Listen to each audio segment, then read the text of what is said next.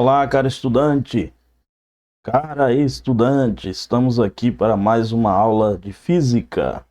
Então, vamos ver aqui o que nos aguarda. Ainda na introdução à física,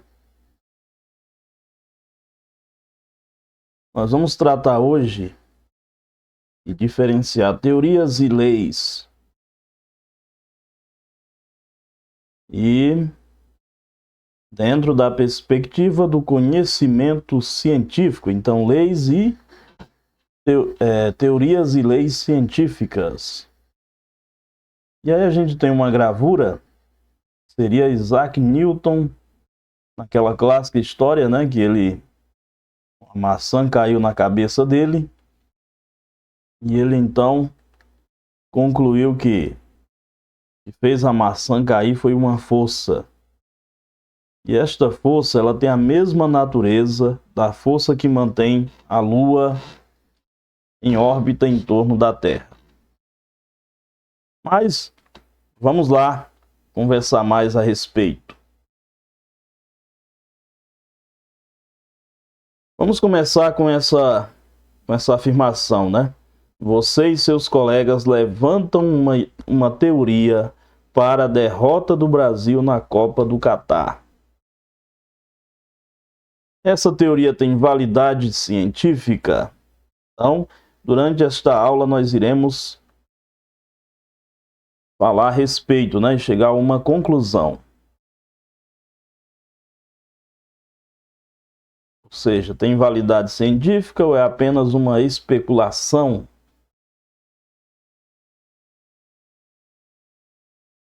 Os temas da aula: estudaremos a hierarquia do conhecimento.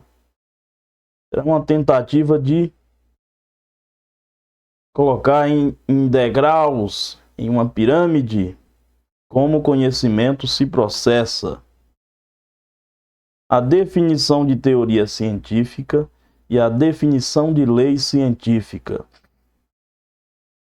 Teoria e lei estão muito presentes na física. Quando a gente vê a teoria da relatividade, na biologia, a teoria da evolução, teoria do Big Bang. E temos também leis, né? Leis de Newton, leis de Kepler. Então, o que é que as diferencia? E vamos reforçar dando exemplos de teorias e de leis científicas. Começando então com a hierarquia do conhecimento. O nível do saber é dado em uma escala do menor para o maior. Então, muitas vezes começa com uma hipótese. Essa hipótese pode ser reforçada ou pode ser aceita, né? Ou refutada através de um achado. Porque muitas vezes um achado pode vir antes de uma hipótese, né? Mas há essa gradação aí entre primeira hipótese e depois achado nesse nível, né? O nível do saber. Depois de um achado, tem-se um modelo.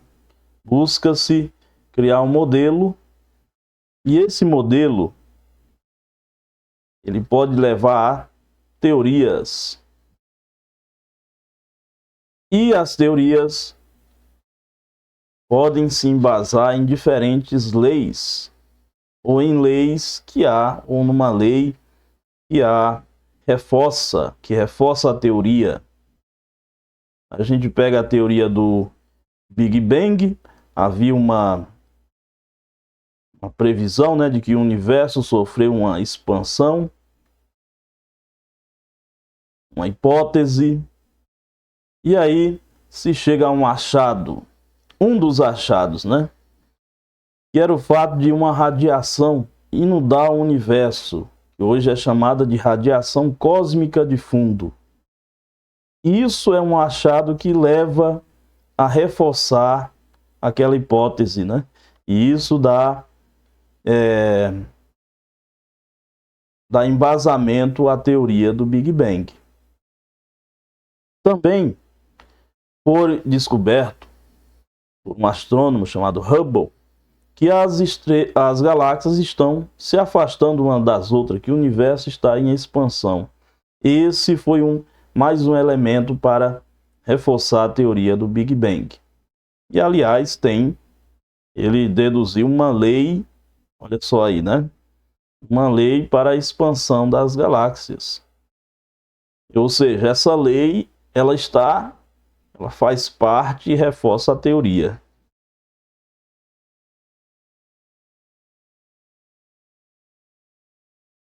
Teoria e leis científicas, vamos identificá-las. Elas são termos diferentes. A teoria explica fenômenos da natureza, como eu já falei, né? A teoria do Big Bang, a teoria da evolução. E a lei? A lei são descrições generalistas desses fenômenos. Tem o exemplo ali da lei de Hubble.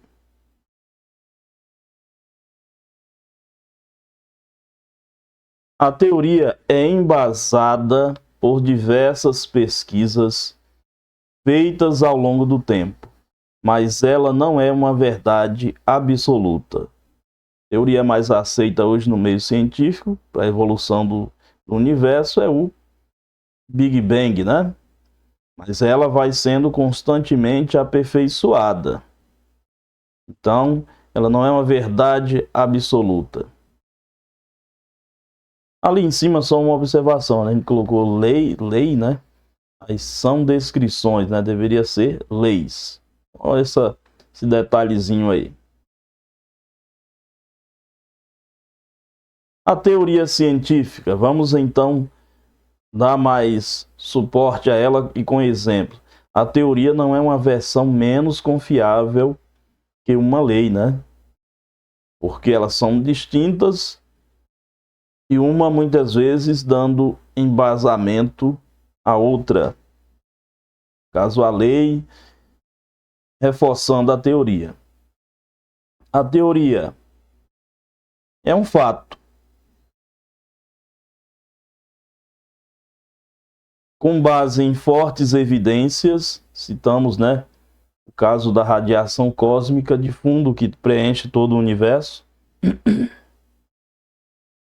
e que é captada em todo lugar e que remonta a um passado que está em torno aí de 13,8 bilhões de anos. Diversas pesquisas, então há essa pesquisa no estudo dessa radiação e há também, no caso ali, as pesquisas que levaram à descoberta de que as galáxias estão em expansão.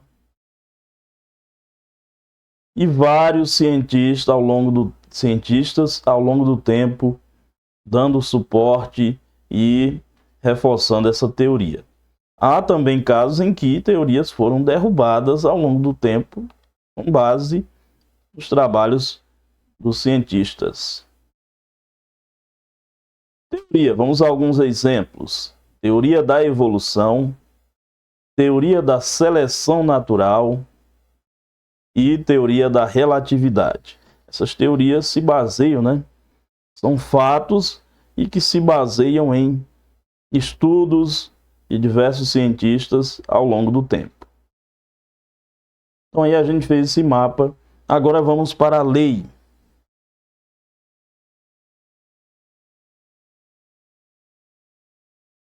A lei é uma regra baseada em algum fenômeno que ocorre repetidamente. Se a gente pegar a lei da gravitação de Isaac Newton, né? A Lua está lá se movendo em torno da Terra com base numa força que a mantém em sua órbita. Isso também se dá para os planetas e para satélites artificiais, né? Então a lei, uma regra baseada em fenômenos. Então tem um fenômeno e, a partir do estudo daquele fenômeno, algo que se repete, se estabelece uma regra. Testada e validada. Tem que ter, né? Tem que ter a validação da comunidade científica para que ela seja aceita. E um conjunto de fatos que remetem sempre ao mesmo padrão.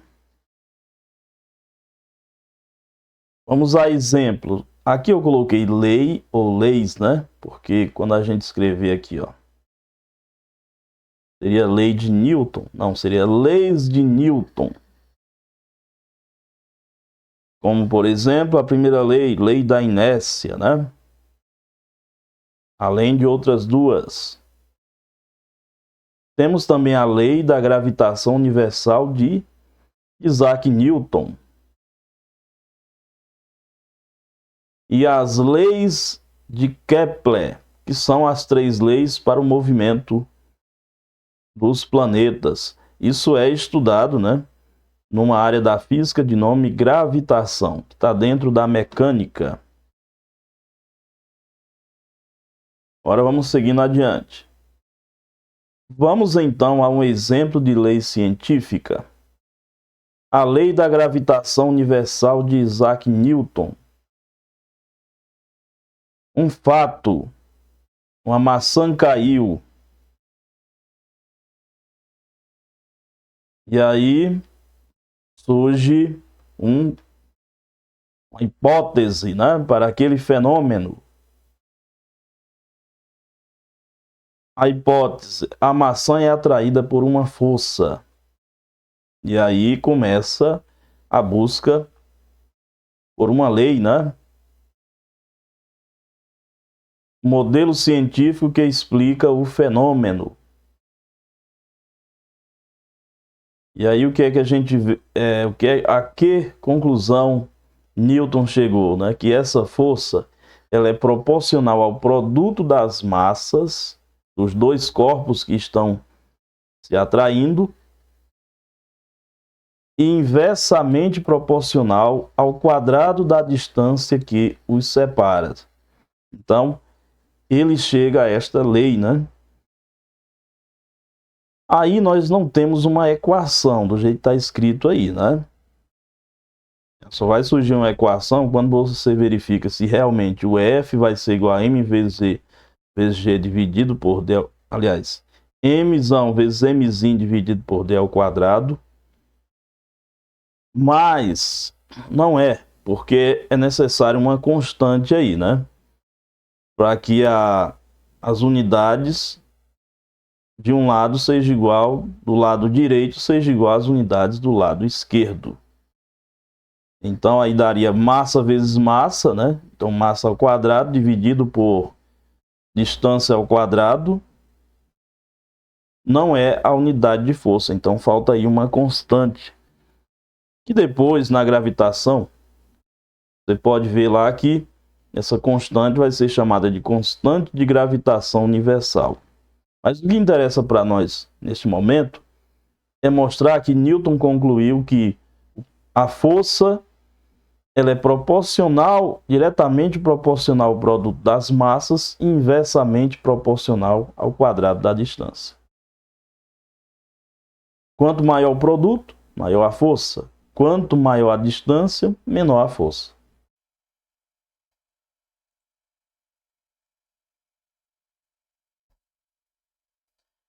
Bom, então agora a gente vai saber de onde vieram os dados necessários para que Isaac Newton chegasse à lei da gravitação universal.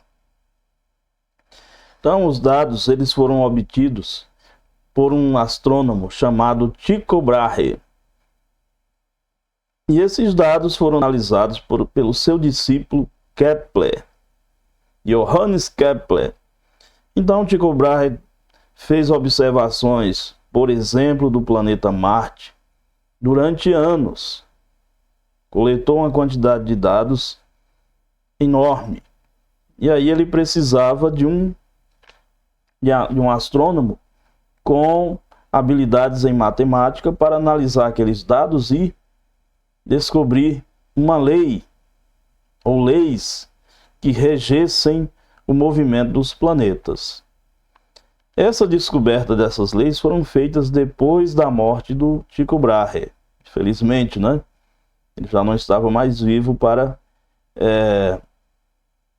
ver que os dados dele, né, coletados por ele, não foram em vão. Então, olha só, eis aqui o Tycho Brahe, Johannes Kepler e Isaac Newton.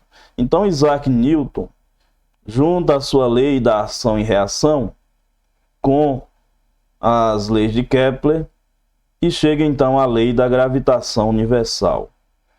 Então, ele sabia que havia uma atração entre a Lua e a Terra, ação e reação, né?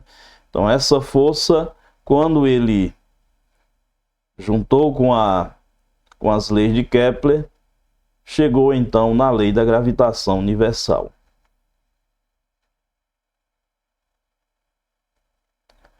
Vamos então a um exemplo que trata da questão da metodologia científica, que diz o seguinte: a metodologia científica está presente em todas as áreas do conhecimento, objetivando solucionar problemas do mundo real, assim como novas descobertas, através de resultados metodicamente sistematizados, confiáveis e verificáveis.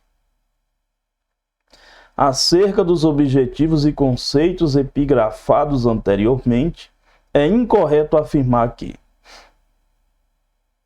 primeira, a hipótese, quando confirmada por um grande número de experimentações, é conhecida como teoria, embora nunca seja considerada uma verdade absoluta. Olha aí, essa tá tudo bem encadeado, né? Então esse item está correto. Mais um, item B.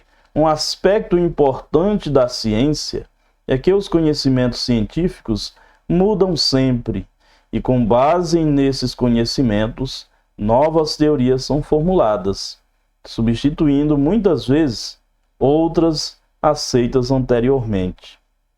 Muito bem, essa afirmativa está muito bem embasada, né? Está correta.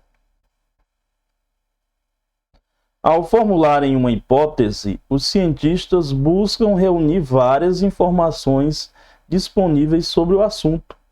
Uma vez levantada a hipótese, ocorre a dedução, prevendo o que pode acontecer se a hipótese for verdadeira. Corretíssimo. E esta, após realizar a dedução, não são necessárias novas observações ou experimentações, permitindo que se tirem, a partir desta dedução, uma conclusão sobre o assunto.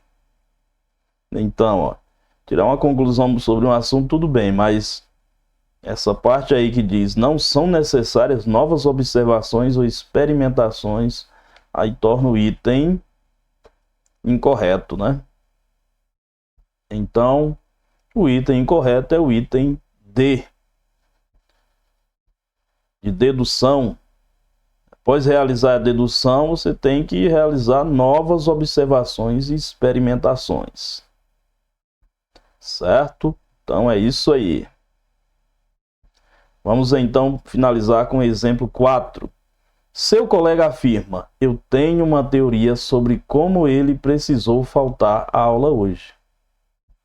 O significado da palavra teoria nessa frase é diferente do significado de teoria usada em ciências da natureza. Explique. Vamos lá, é diferente, né? Porque, nesse caso, essa suposta teoria não passa de uma especulação, né? Ah, eu tenho uma teoria sobre ter faltado, usa-se o termo teoria, mas lembrando que é, muitas vezes, num sentido que não é o científico. Nas ciências da natureza, teoria é um modelo científico que teve hipóteses sobre um dado fenômeno natural submetidas a exaustivos testes. Então, com isso, a gente mostra aí, né, que seja a teoria sobre a ausência de um colega, ou a teoria sobre o fato do Brasil ter, como a gente costuma falar, a seleção brasileira ter perdido a Copa, não passa de especulação. Certo? Então vou finalizar aqui o quarto exemplo. Então é isso aí. Parabéns por ter chegado até aqui e bons estudos, bastantes leituras e aprofundamentos.